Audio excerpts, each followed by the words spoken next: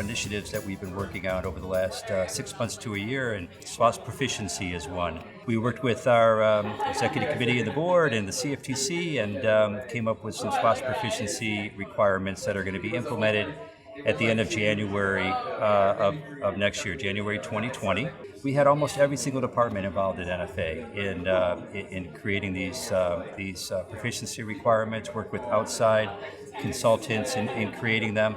We had a member committee formed that was chaired by one of our directors that had both other directors and non-directors on the committee to help staff guide us through the proficiency process and coming up with the requirements. Another initiative that we've been working on over the last year or so too is, look, business changes, and we recognize that, and regulators need to keep up. And the CFTC had their Operation KISS, where they looked at their particular regulations and determined whether or not they made sense for the industry still, and kind of did a regulatory type review. Well, we've done the same thing, and we constantly do the same thing, but we put more focus on it. In part, that was driven by the fact that we wanted to make sure that our rules covered SWOPs, particularly for CPOs and CTAs and introducing brokers and FCMs.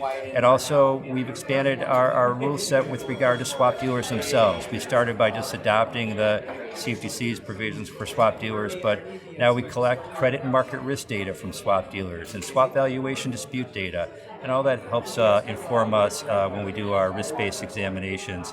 I certainly would be remiss if I didn't mention all the development we're doing with regard to our technology. We've had a lot of legacy systems, our online registration system, our basic system, our fax system, which we use internally, our exam software. We're keeping pace, trying to keep pace with the changes in the industry. Cryptocurrency's gotten a lot of discussion at this conference and others. And so we're cautiously watching cryptocurrency, seeing how that develops. We provided disclosure requirements for our members, and we think that was a good place to start. So customers are aware of what some of the risks are with regard to derivatives of cryptocurrencies, but also with regard to those particular digital assets, where NFA's jurisdiction stops, and if our members are engaging in underlying activity regarding digital assets, that NFA is not responsible for that. So that's also an area that we've committed quite a bit of time and are cautiously watching as time goes on.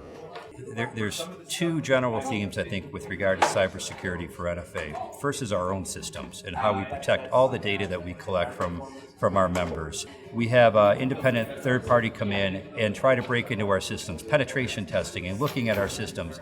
And so we make a report to that to the board each August. And that's a very key component to making sure that our systems are secure.